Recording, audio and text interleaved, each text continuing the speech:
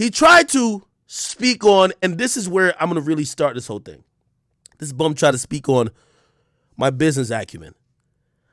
Chat, I want to do a public survey right now. Is it clear to anybody with eyes, ears, and even quarter of a brain that Akademiks' business acumen is about 100 times anybody that they have been in vicinity with? All I hear about them is bitching, complaining, not getting enough. Oh, we don't know what's going on. With me, all you keep seeing is foreign cars, mansions, all paid for cash. I want to make it, and I'm going to drive this narrative fucking home.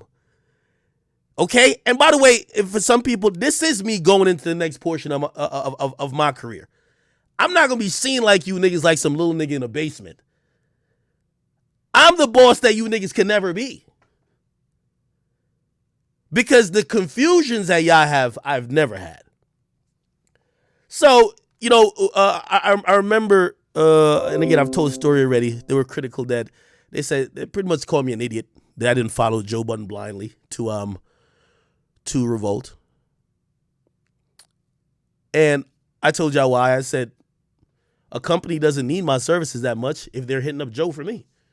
Joe cannot never negotiate for me. I love Joe, but he got a whole different manager. I got people I pay that manage my situations. I got a whole different company that, like, I was rich when I met Joe. I wasn't a bum-ass nigga, homeless, looking like Rory with holes in his t-shirt. I met the nigga at Joe's house. He was unemployed. Nigga was down to do anything. The nigga might have been down to shine my shoes. So when I seen him speaking on business acumen and me knowing what's really going on, it rubbed me the wrong way. And this is why actually ultimately I'm here. Anyway. I've been telling y'all, the reason why I don't like with those two bum ass niggas, they have never been in the position to talk like how they're talking. Remember, go back to Joe talking about Spotify, Joe talking about Complex. Them niggas were talking like they were bosses themselves. Yeah. Equity. We ain't gonna give Spotify this. Spotify don't even talk to y'all niggas. Spotify don't even care about you niggas. Spotify, like, their name is not even on a contract with Spotify. They only dealt with Joe.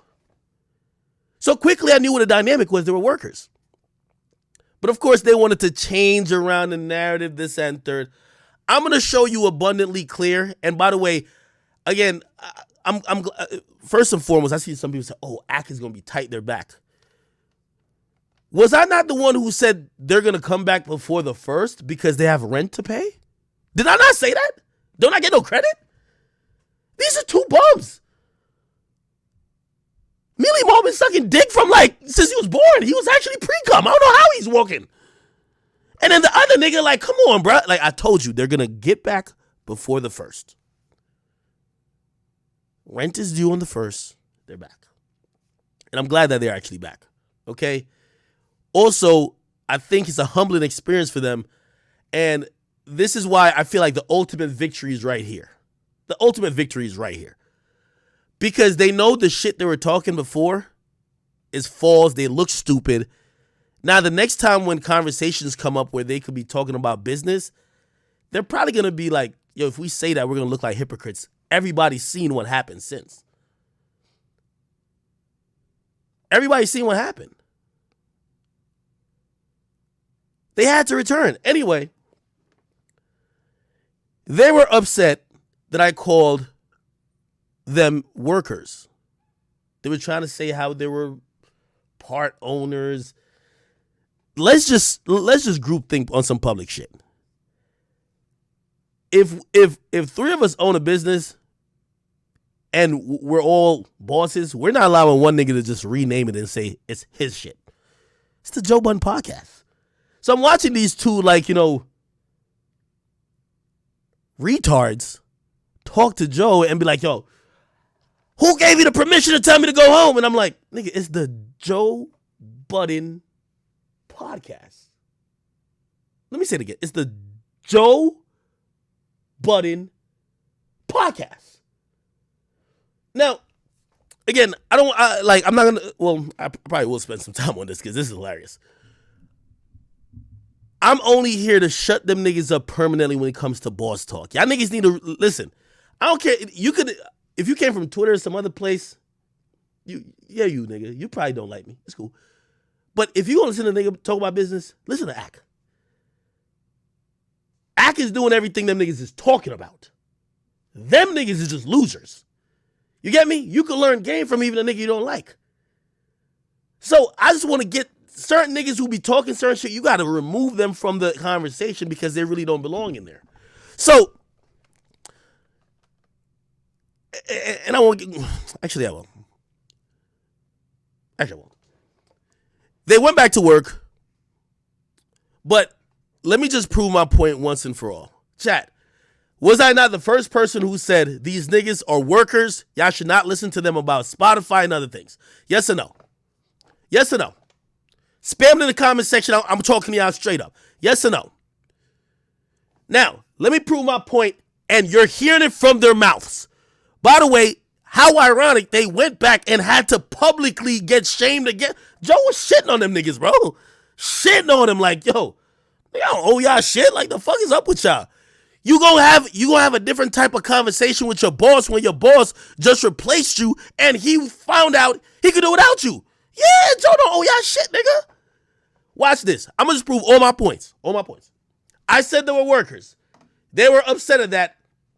A lot of fallout. Could we get the proof that they're workers? All right, cool. Remember, they're like, yo, we're like, we're equity partners, this, that, and the third.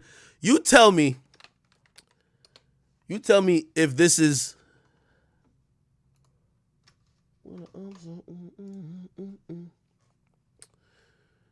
I'm going to play 2 clips. Listen to this, chat. By the way, salute to Joe, man. I think that nigga wanted to fight Joe because Joe, like, is cool with me. Nigga,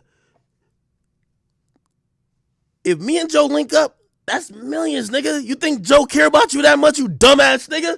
Look how he talk to you. Joe about the bag. Let me tell y'all that, nigga. What you think Joe about to be like, yo, fuck Akademiks? No, I don't say nothing about Joe. Bruh, this the bag, nigga. Are you stupid or are you dumb? That nigga replaced you and like, yo, them niggas was like, yo, I can't believe you replaced us. Are you fucking stupid? Hold on, but let me get to my first point. I said there were workers. In case you didn't believe me, they're workers. Let me play 2 clips, okay? Let me play 2 clips. First of all, look at Jay-Z's pre-cum sitting right there. This nigga... He's the biggest just trash on this fucking show. No fucking talent. Nigga think he's the coolest. Never done anything. Never worked for anything. Listen to this nigga right here, right? So let's evaluate why these bum ass niggas quote unquote left the show, right? Listen to this shit. How you feeling? Listen to this. You're cool. I feel cool, man. It's nice to see you guys again. It's nice to have you back. Yeah, I wish I had this whole fucking salacious story of we're back and this is what happened and this is what was said and I was fucking some friends working through some shit. Some lines were blurred between friendship, respect, business. Hold on, let me stop this. Podcast. Y'all hate when this bum ass nigga says that, man. And let me clarify. Nigga, y'all were confused about your business. That's the fuck that was going on. Y'all were confused about it. And truth be told, if y'all didn't somehow figure it out, you'd have probably sued Joe. Let's keep it 100, bro. Yeah, listen, Joe never respected these niggas from day one. Let me tell you, like, in case I don't realize how the Joe Budden podcast works, okay? Let's be clear. Niggas tune in to hear Joe. While Joe is giving his opinions, he needs people, Stooge 1 and Stooge 2, to bounce off, ad-lib, let him do his thing, set him up, ask him enough questions. But that's about it. Also, it's about kind of joking on each other. That's the thing that brought an audience. These niggas claim they left their job because they got in their feelings. Y'all there to bust each other's balls. The thing with Joe is, Joe, like, as soon as this shit is over, like, he don't even care. Like, yeah, he's kind of like a sociopath with that, but like, or psychopath, whatever you want to call it.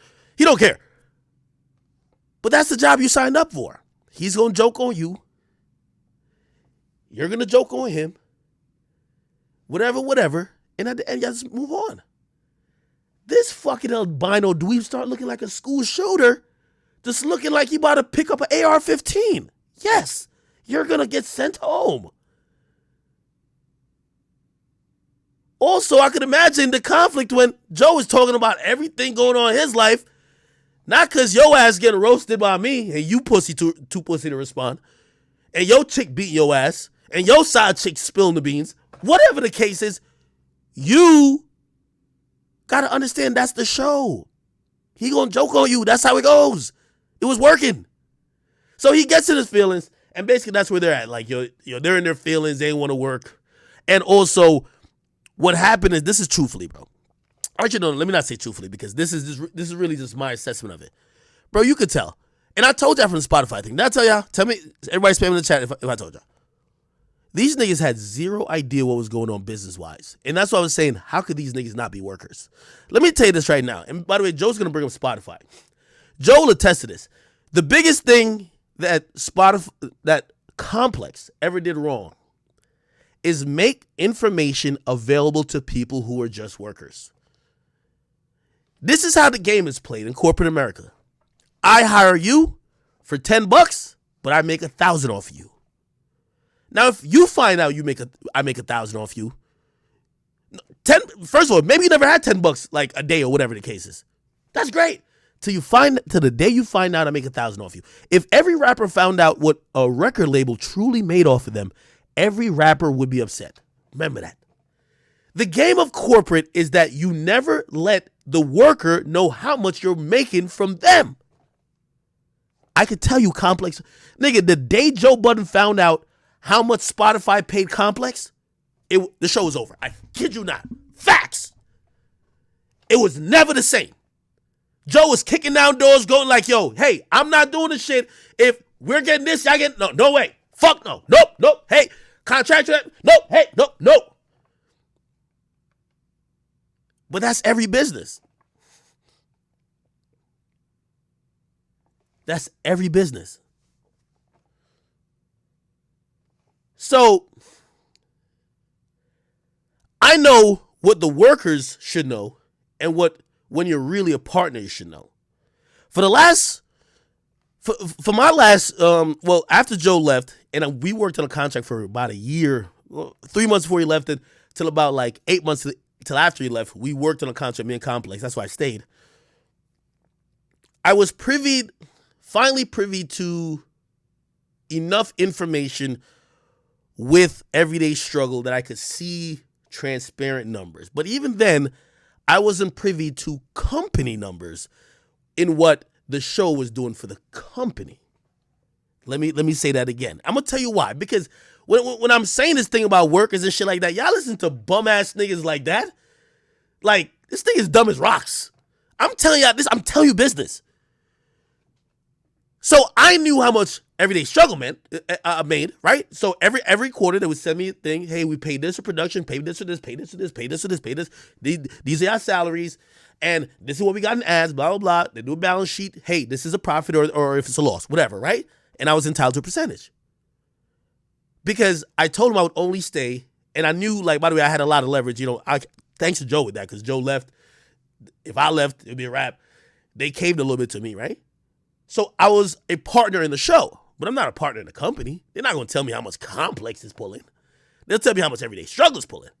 Now, I'm only telling you that because this is why I call them a worker. I knew when Spotify was talking to the Joe Budden podcast, any decisions to be made was not to be made by Rory and Mealy Mall. Actually, they had no idea unless Joe told them. So it was ironic, the same dudes who used to question my business acumen were up on a podcast sitting there looking clueless and talking about equity. They had no idea. They were blindly riding cock. So I put it out there. I said, hey, these niggas is workers. Bother this bum ass nigga a lot.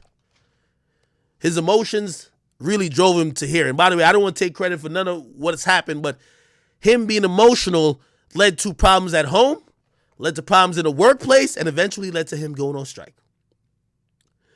Let me give you the proof that these niggas are actually workers, even after they went on a 6-week strike and came back.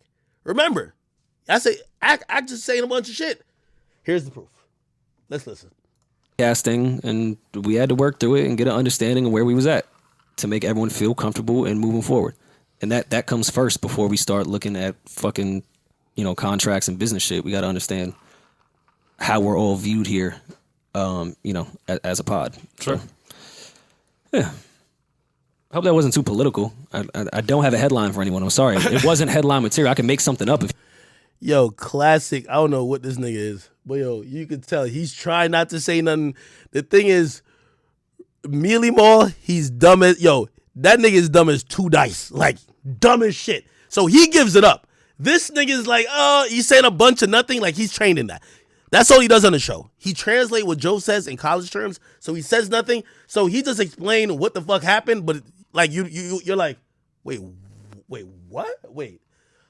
Y'all just trying to get an understanding of what's going on. Yeah, it was what? Huh? This bum ass nigga, hear Mealy Mall right now. If you want. Or did I pass it? Did I pass it? No, maybe I did pass it.